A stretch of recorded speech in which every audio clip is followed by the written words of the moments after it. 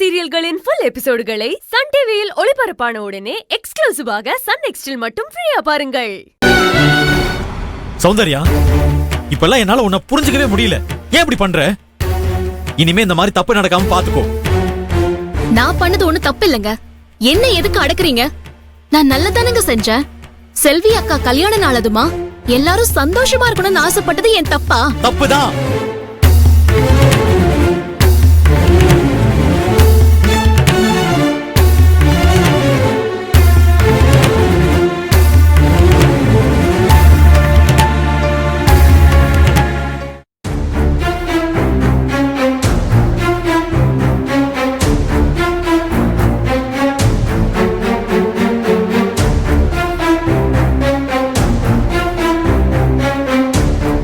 பொதக்குழியில இருந்து எதுக்காக என்ன காப்பாத்துன? காப்பாத்தாம அப்படியே விட்டுருந்தா நிம்மதியா போய் சேர்ந்திருப்பல்ல. காப்பாத்திட்டு இப்படி உயிரை எடுக்கிற. என்ன பேசுறீங்க சூர்யா? நான் அப்படி என்ன உங்க உயிரை எடுக்கிறேன்? This is too much Surya.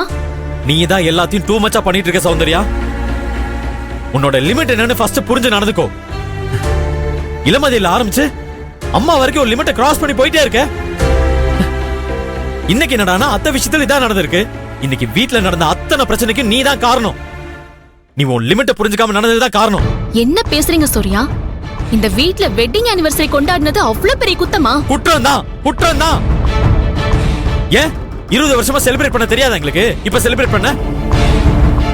கூட்டு குடும்பமா இருக்கிற இந்த வீட்ல ஏன் 20 வருஷமா கல்யாண நாளை கொண்டாடலன்னு கொஞ்சமாவது யோசிச்சு பாத்தியா?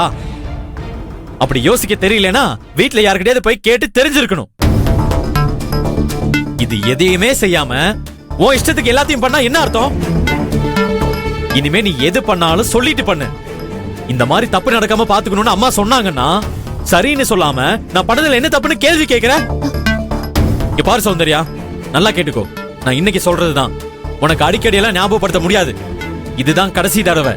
அத மனசுல வச்சுக்கோ. எனக்கு எங்க அம்மா தான் உலகம். அவங்க சொல்றதுதான் வேதம். அவங்களுக்கு பிடிக்காத எதையும் நீ செய்யாத.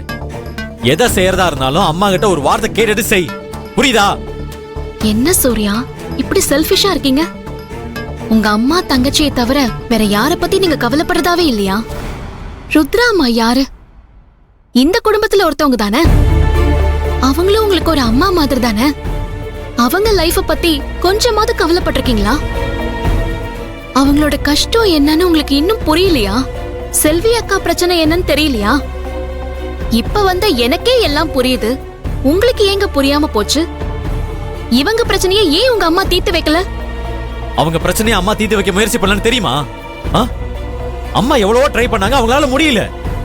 என்னமோ எல்லாம் தெரிஞ்ச மாதிரி பேசிட்டு இருக்க. அவங்க நினைச்சா அது முடியாம இருக்குமா?